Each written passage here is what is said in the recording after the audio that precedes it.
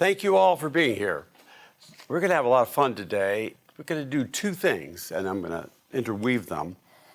One is to be able to understand what the disc is all about. Now, the disc is, well, I have it here on a smaller visual, but you can sort of see the blue is the high C, and then you have the green, which is the, it's changed color. Yeah, green is high S, and then high D and high I. You wonder, what does that mean? Well, each of them stands for a significant behavioral profile. It goes back to the work of Carl Jung, and it's so famous today that it's in 27 languages throughout the world. I was telling one of their participants about a story. I was up in Kentucky a while back giving a seminar to a hospital where there was so much conflict. And as it did the profile, it was so revealing because the two number one people that were in trouble was the director of nursing, who was a high C. She had to have everything just right. And the head of maintenance was a high D, who was on the spot, moving around, changing things. And they didn't get along with each other. And as they began to understand the best combination in any team is a combination of four, all four. Someone who's a high D, and you'll see some of the characteristics, a high I, and they really get their energy from people. High S, these are the people who typically will stay at work and work until the job's done. And the high C is the person who puts everything in order. They're almost always right. They're pretty exact. So in this room, all of you have some of all of them, but we're a little bit different, okay? And learning how to manage that. Does that make sense? Okay, well, let's start with, I was thinking, who am I going to bring up? Oh, I could bring up Claire. Yes. Now, this is interesting. I want you to think about the profiles. Like I said, there's the D here is pretty low, right? That means she doesn't like change, okay? The I is her highest, which means she gets her energy from people. She has people skills. Usually emotional intelligence is pretty high. The S, good work ethic. And actually she's pretty high exactness. Okay, now that's interesting too. Well, the interesting thing is Claire is an artist. So we can sort of see some of that. Sometimes the D is higher with the freedom to do whatever you want to do, right? But whatever you do as an artist must be perfect almost. Do you see? So it's kind of a conflict. Well, and there's two dimensions. There's the natural self, as you'll see on the profile, and the adaptive self. The natural self, that's for you to kind of decide, is that you as you're at home, or is that you in the workplace? See, some people get their energy really in the workplace. Some people get their energy at home. So it's a different way of looking at it, but you'll see it's often a different entity. Matter of fact, this profile was done in 2013, and they didn't actually do it that way, okay? It's been the last couple of years that they have changed that. But so all of you have a profile. I've never seen a bad profile. And so you become kind of interested. I wonder, does anyone, hey, Dr. Lynch, would you show me a little bit of my profile? Do I see you raise a hand? If not, you're going to have to look at mine or something like that. Well, I see Ken's here, and I see a couple other folks. Anyone like me to show them? Pull, okay, here's Tim's. Well, now, I said everything, always a good, bad profile is good. No, his is really, it's a good profile. But it's different. And why is it different? Because he's a different human being, as we know. If you look at the first book of Kings, the first or second line is that all of us are unique. We know that, right? There's no one that's ever been in this world like us. And what it also says at the end of the sentence, after we're gone, there's never going to be another person that's going to rise up that's exactly like us. So the uniqueness of who we are and what we do is really important. So we're all that important. Now, Tim, this is an interesting profile. This one actually shows the two worlds that we're often in, a natural world and an adaptive world. That makes sense, doesn't it? How you are at home maybe and how you're at work, or reverse. And it's not always the same. You kind of know that yourself. So D, Tim is a salesperson. That makes sense, doesn't it? His I is pretty high as well. That sounds like salespeople, for sure. S, now stay. An S is the person that wears a lapel pin 35 years of working in the same place, right? He's not that. Has a work ethic, but he would get bored. But he has to be pretty accurate as well, the high C. Does that make sense? Well, he's a pilot. You have to be pretty accurate. You have to be pretty exact. Well, there's probably more things here to read about yourself than you might imagine.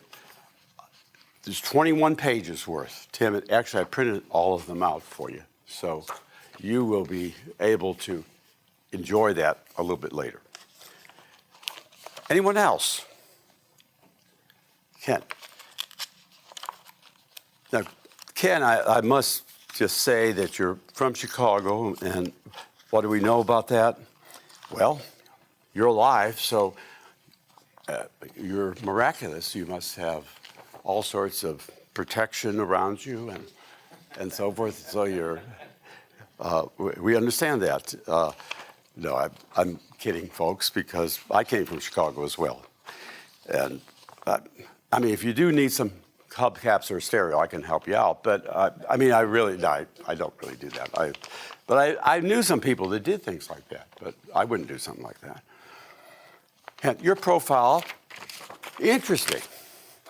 Again, sales, as we see, high I, S, pretty steady, but you like to move around too. You like different things to do, and fairly exact. Well, remember now, there's 20 other pages that are going to explain how that interacts with life and situations.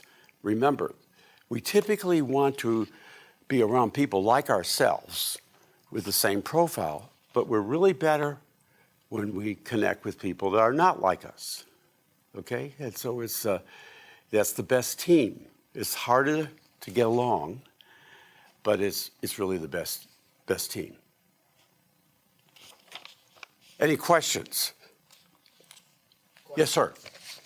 So the adaptive and the, what is it, your regular? Well, one's your regular, one's your adaptive. one's called, the natural and the adaptive. Does one change cognitively when,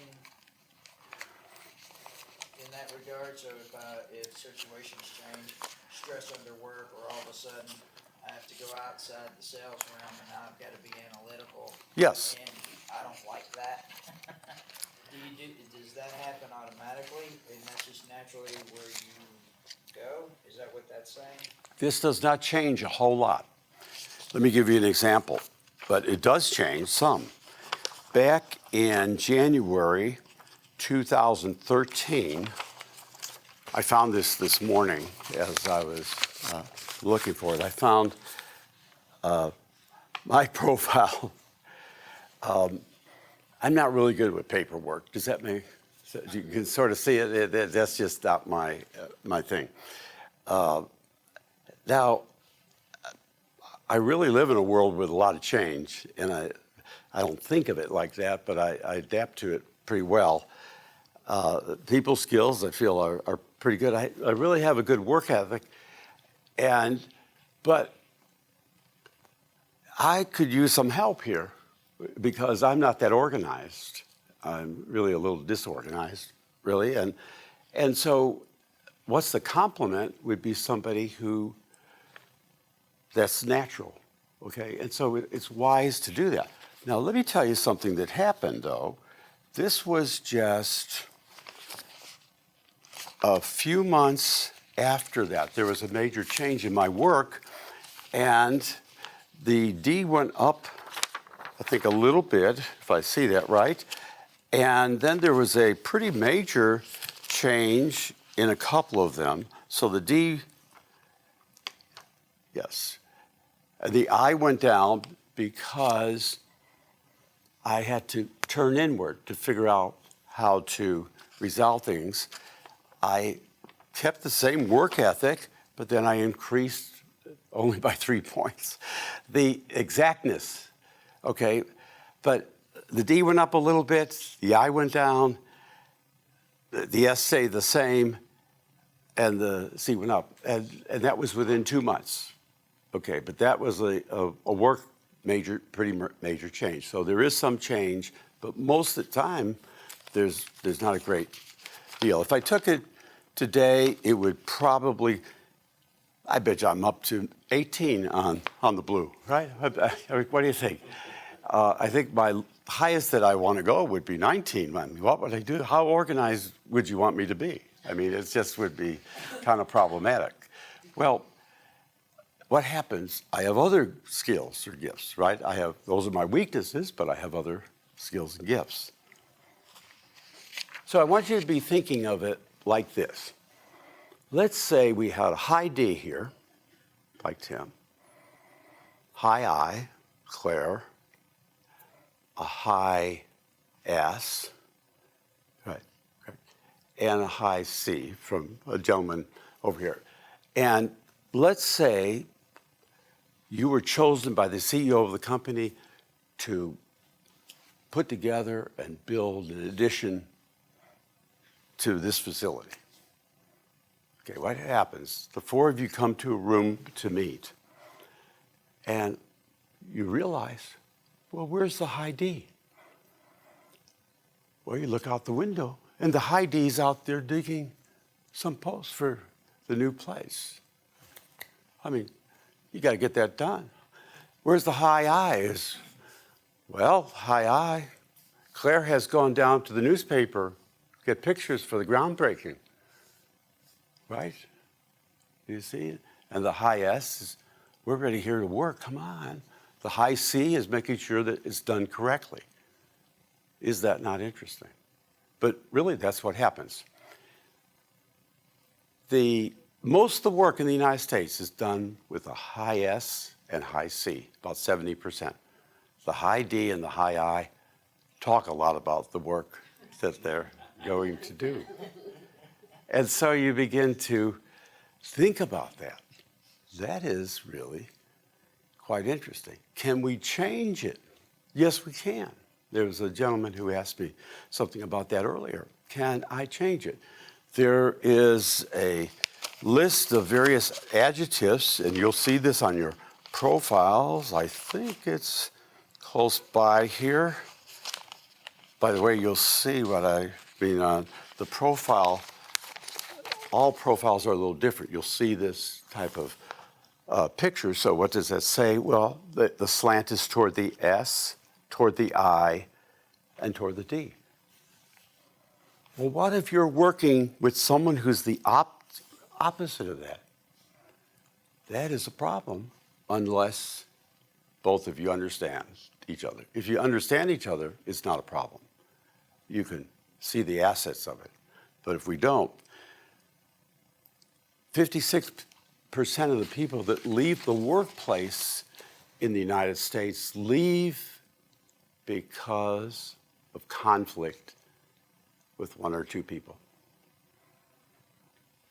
It's really pretty amazing what happens. Well, what are we talking about? We're talking about generations. Like, I might be the oldest person here at 39. I'm not sure. I've changed that now. I had to, because since my daughter, when she became 39, my grandson said, Grandpa, you can't be 39. Mom's going to be 39 tomorrow. Well, it's really the new math. It kind of depends on how you put it together. So he looks kind of confused. I don't know why. Maybe, did I do that to him? I don't think so, would I? So how many here, no, none I'm sure, would say, well, I go back a long time. I go back to 19 whatever. None of us. But our grandparents were traditional, the first generation. That was World War I. Okay. And then we kind of know a lot about that generation. There was a silent part of that generation, which people just didn't say very much. They kept their feelings within. And then, of course, we had the greatest generation, which was World War II. And this was different. The world was very dangerous. Hitler, communism, all sorts of things. So every culture changes with what's going on. And every generation changes. So as we moved into the baby boomers, how many baby boomers are here? There's definitely a few of us. And some were in the 1960s. You know what I mean? They were kind of on the wild side. Now, I wasn't, of course, but I knew people that were, right? Anyone volunteer? Claire, I know you were kind of on the wild side of it. And that's okay. Times were different. And then, Tim, I think you're Generation X. And that generation's a little bit different. A lot of changes. All of them have that. And, of course, then we have Generation Y, the millenniums. And we understand that that's an interesting generation as well. But think about this. The first thing we do when we hear about millenniums, Generation X, we think that person's a problem in some way or other. We're all actually a problem in some way or other. We all have some negative parts, but we all have some great positive parts.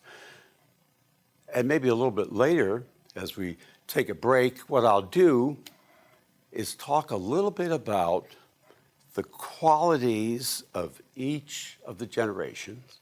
People, this is what you want to look for. Because sometimes in the workplace, we have can potentially have 5 generations. What happens? We're in trouble. Big trouble. Because it's a very different way of thinking. But it's very much like the disc. If people understand each other, they can work through anything. But it is a little bit challenging. So why don't we take a break and we'll come back and look at that. Thanks. Good. Very good.